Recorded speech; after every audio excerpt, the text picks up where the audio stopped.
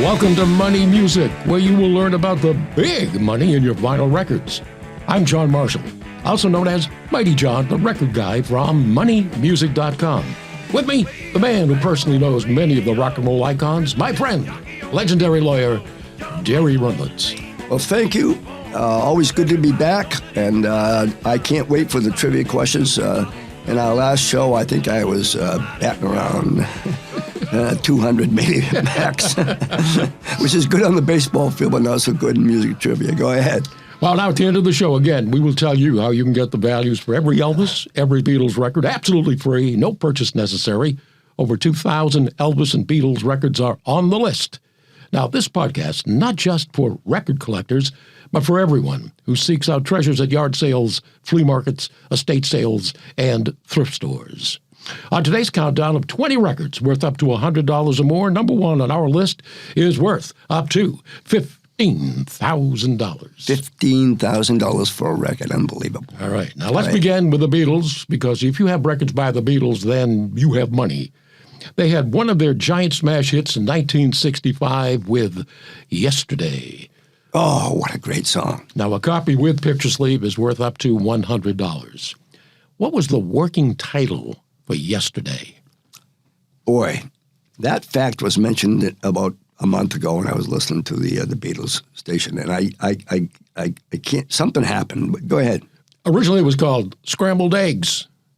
Oh. Scrambled eggs. No, I did not know that. But yeah. Scrambled eggs.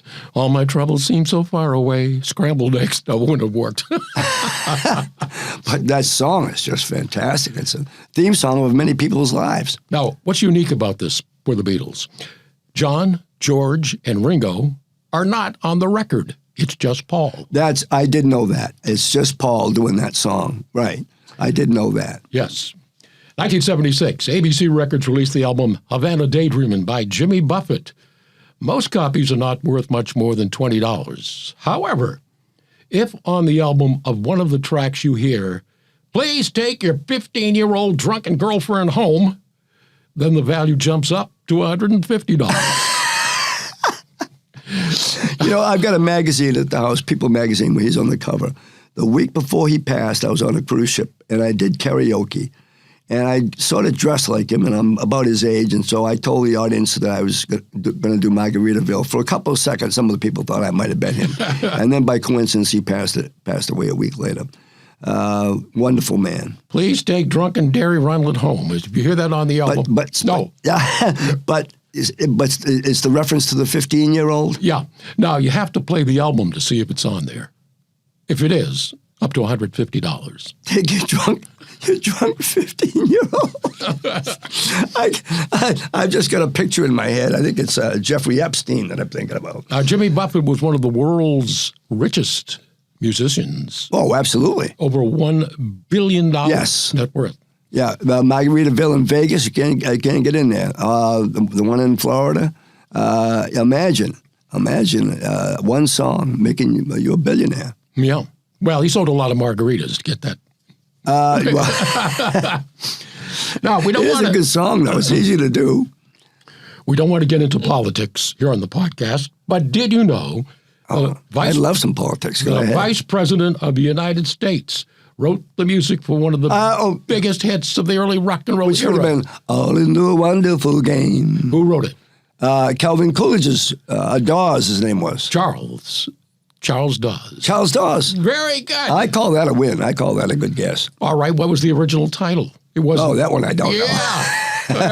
See, when you get a little smarmy and think you know. I know, yeah. All right. Sorry, this is a two-part question on Jeopardy. Go ahead. The original title was Melody in A minor. No. Yeah. Well, that's what it was. I mean, he didn't write the words to the song, right? He just wrote the music. It's a great song, though. Now, released on a 1958, it can sell for $150 today. Worth every penny. In 1965, the Beatles were number one again with Help, the 45 on Capitol Records with its picture sleeve now worth up to $250. Help was the first Beatles song ever licensed for a U.S. television commercial.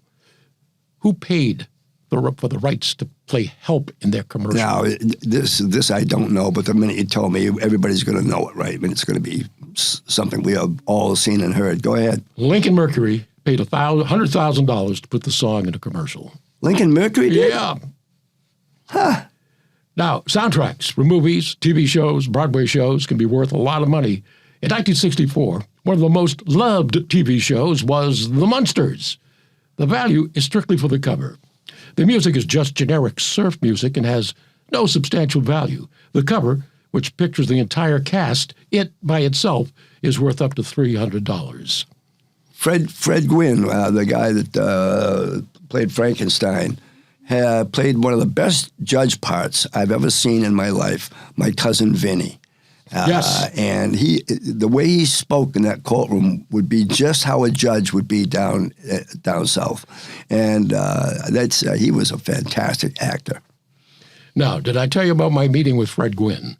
No, but I can't wait. I mean that sincerely. I was working at a radio station in Ellsworth, Maine. Well, Saturday that's my real afternoon. name, folks, by the way. My real name is Ellsworth. Go ahead. Yeah. We see why they call you Derry. And anyway, this tall guy walks into the studio, and I said, where have I seen this guy before? Right. And I look at him. He doesn't say anything. And I said, Herman Munster. And he said, yeah, don't ever call me that. Oh, like he was serious, huh? Oh, yes. Oh, so he wasn't happy with it. He was in town to film Pet Sematary, Stephen King movie. And Get out of here. Yeah, so that's what he was doing in the radio station. And so you could have said, excuse me, Mr. Gwynne, but your employer, Stephen King, happens to be one of my best friends. And guess what? Your pod just turned into a walk-on. So anyway, that's my memory of Fred Gwynne. I love it because, folks, like I said in our broadcast last week, when Mighty John tells you a story, often it's about somebody. It's not how much Fred put his arm around me and said, you're the greatest guy in the world. That's why I believe every story that you tell me. 1966, the Young Rascals had a giant hit with Good Lovin' on Atlantic Records. That's my favorite version, but not the one that's worth the most money, as it has a value of $10. 12 years later, in 1978, the Grateful Dead put out Good Lovin' on the Warner Brothers record label. That's one to be grateful for. With picture sleeve, it's worth up to $350. They did that song? Yes. Good Lovin'. Good Lovin'. Great song, too, by the way. Along with the Supremes and Martha and the Vandellas, they were one of the most successful girl groups of the 60s. They were Motown artists. Chiffons. No, they weren't on Motown. Oh. Well, excusez-moi. They weren't on Motown either. The Marvelettes. Marvelettes, The yeah. Marvelettes. Their hit, Please, Mr. Postman, itself was $75 with its picture sleeve. However, their Please, Mr. Postman album is worth up to $350. The song was the first #1 hit for Motown 22-year-old unknown drummer Marvin Gaye. Oh, no way. Yes. In 1971, Elvin Lee and his group, 10 Years After, hit with a song called I'd Love to Change the World. The 45 is worth no more than $10, but a mono version of their album, simply called 10 Years After, can sell for $400 today. Do you know who Elvin Lee is? Do you remember him? Yes, I sure do. I had lunch with him and his manager. And during the entire lunch, Elvin Lee was looking around, and he finally said, nobody here recognizes me. And he got up and left. What? Yeah. What an amazing story. No. Where was this, up in Bangor? Yes. Now, You would have said, well, Elvin. You're not in New York City. Yeah, You're no. in Bangor. Now, Elvin, why did he call his band 10 Years After? I don't know that. Because he was a huge Elvis fan. And he considered his band 10 Years After happened 10 years after Elvis had his first giant hit, Don't Be Cruel, in 1956. So in 1966, Elvin Lee called his band 10 Years After. All related to Elvis Presley. All related to Elvis. Huh. There's an Elvis trivia question you didn't know. That story was a stretch, I'll tell you. In 1958, the Champs had one of their biggest hits. Oh, yeah. All right, of the early rock. Pee Wee Herman. What? Pee Wee Herman dancing on the stage. It's going to be tequila, isn't it? Oh, Tequila. Yeah. Pee Wee Herman dancing on the bar, a biker's bar, doing that to that song. I don't remember that. Oh, yeah. Yeah? Yeah, Pee-wee's Big Adventure. Isn't it? Yeah, You and Pee Wee were friends? What's that? Huh? Pee Wee Rundlett? I wish I were. He was a cool guy. I used to watch the Pee Wee Herman show back in the day. Now, the 45 tequila can be found on their album, Go, Champs, Go. A black vinyl copy can sell for $100. A blue vinyl copy can get you $500 today. And, of course, how did the Champs get their name? I don't know that. Oh, yes, you do. Wow. They took their name from Gene Autry's horse, Champion. Oh, no, I did not know that. I did know. I think I would have known. I don't think I could have guessed his horse. His horse. Roy Rogers Trigger, and yeah. Champion. All right. 1971, Don McLean drove his Chevy to the levee, but the levee was dry. Right. The single and the album of the same name sold millions of copies. Perhaps that's why either has little monetary value except for a re-release in 1977. Now, this time, as a 12-inch single from United Artists, it was issued as a tribute to two icons who died in 1977. One was, of course, Elvis. Who was the other icon? Buddy Holly. No, 1977. Oh, 1977. What planet are you on? I was. I'm back 2 questions. I don't know. Groucho Marx. Oh, my goodness. Groucho Marx. Now, if you have a copy of the reissue of American Pie, 12-inch single, worth up to $500. Elvis and Groucho. Elvis and Groucho. Yeah. Unbelievable. What do Neil Sedaka and Carole King have in common? Well, first of all, they were boyfriend and girlfriend. Secondly, they wrote at the Brill Building. And I've met Neil Sedaka. We didn't become friends like I am with some of the other people I met, but he puts on a great concert and a ton of hits. And I'm going to say any one of those things, that they're boyfriend and girlfriend. Well, that's true. In 1959, RCA released Neil's hit, Oh, Carol. Yes, which is about her. A mono copy worth up to $20, while a stereo copy can get you $125 today. The song was about Carole King. A year later, she released what can only be called an answer song, Oh, Neil. About the summer song? No, O'Neill. O'Neill. Oh, Carol O'Neill. Oh, I didn't know that. Yeah. I'm surprised. Well. Released on Alpine Records, a copy by Carole King can get you $500 today. Yeah. Okay. Another great musical to watch, the story about Carole King.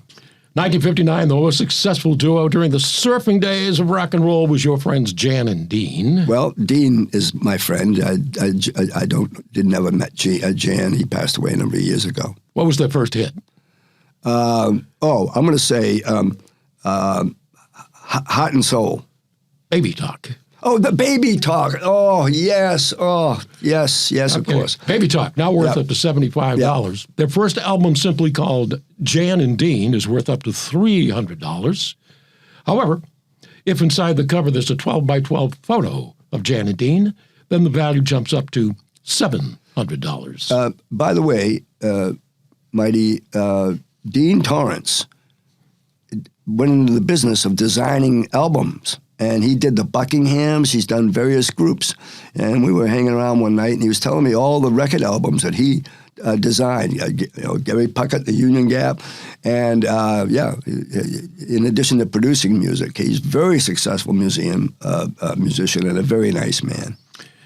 1974, Kiss released their first album, Kiss.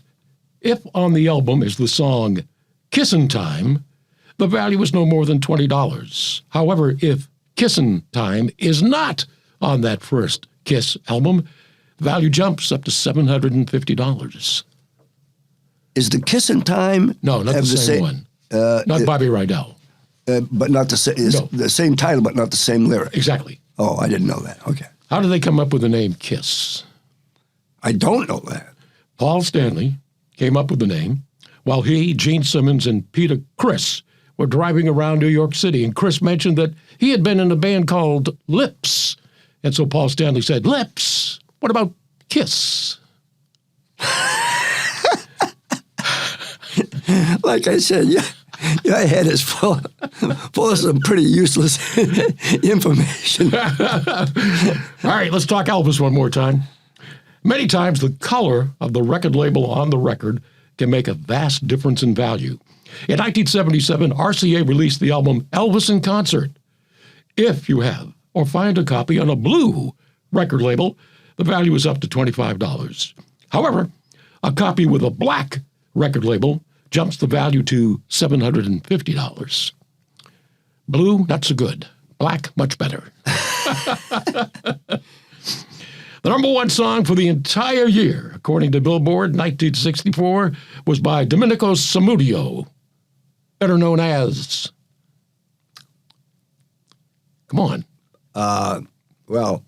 The song was Volare, right? No, 64. The song was 64? Yeah, or 65, one or the other.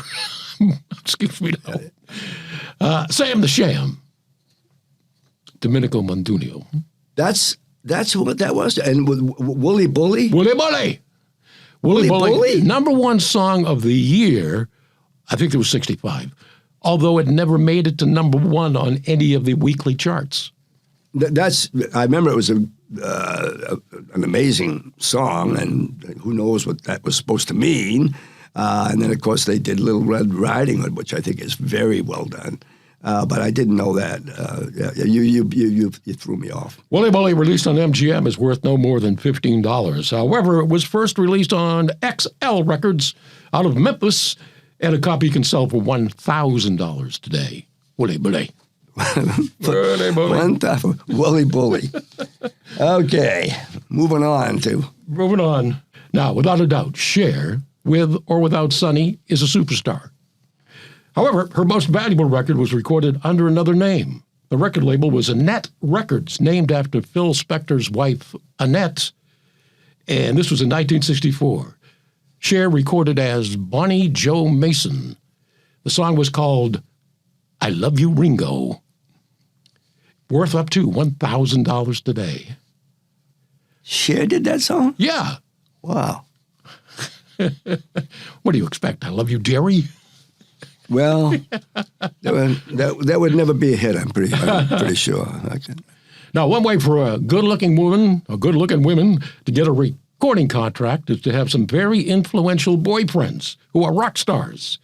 That happened in 1963 for a group called The Honeys, whose boyfriends were surfing the charts with hit after hit. The boyfriends were the Beach Boys. Marilyn Ravel of The Honeys married Brian Wilson. If you have or find a copy of The Honeys Surfing Down the Swanee, grab it. It's worth up to $300. Add another $1,500 if you have the picture sleeve. That one, boy. Yeah, you folks are taking notes out there. Now, see if any of this gets repeated in one of our later shows. Under the umbrella of rock and roll is a very valuable category known as doo-wop. Perhaps the first song that is the ultimate example is In the Still of the Night by Freddie Paris and the Five Satins. The record first released in 1956 on the Standard record label, currently worth up to $2,000. Wow. In the Still of the Night. Oh, great song, too. Always been voted very high in the list of great rock and roll songs. It's always way up there. Now, one of the biggest surf music hits of the 60s was the Safaris with Wipeout. Most copies can be found on Dot Records, valued at no more than $10. By the way, double-sided hit, Surfer Joe on the other side. Very good. Thank you. Let's hear a little bit of it. No. So, I thought you were serious. I'm about to get right into it. However, the first issue in 1963 was on a little-known record label called DFS Records. If you find a copy on that label, grab it and don't wipe out. It's worth up to $4,500. Wow. Wipeout. Great song, too, by the way. Yeah. The late Bruce Farnsworth, who was father started Pat's Pizza, and Brucey was pretty much started all the franchises. And Brucey Farnsworth could play that drum solo. And I was always impressed. And he said, well, it's not that hard. I go, boy, it sure sounds hard, right? Great record. Now, get to the big one for the countdown. Many consider Robert Johnson as the king of Delta blues. who was a major influence on all the blues artists to follow. Between 1937 and 1939, he recorded over 25 records, all valued, all of them, between $5,000 and $10,000 each. Legend says he could never play guitar very well until he sold his soul to the devil. Ironically, his most valuable single, released in 1938, is Me and the Devil Blues. A copy can get you $15,000 today. Wow, wow, wow. That's one of the great rock and roll blues legends. Robert Johnson's, he was at the crossroads, they say, and he couldn't play the guitar very well. And he made a deal. And the next day, he could play it very well. There's a Stephen King story for you. Now, remember, you can find the values for all your records at moneymusic.com. And if you email me from the website, the contact info right there, we will send you the values for every Elvis and every Beatles record for free. No purchase necessary. Over 2,000 Elvis and Beatles records are on the list. Just state in your email that you heard the podcast and tell us what you think. The email address again on the homepage at moneymusic.com. Go, Money John, go!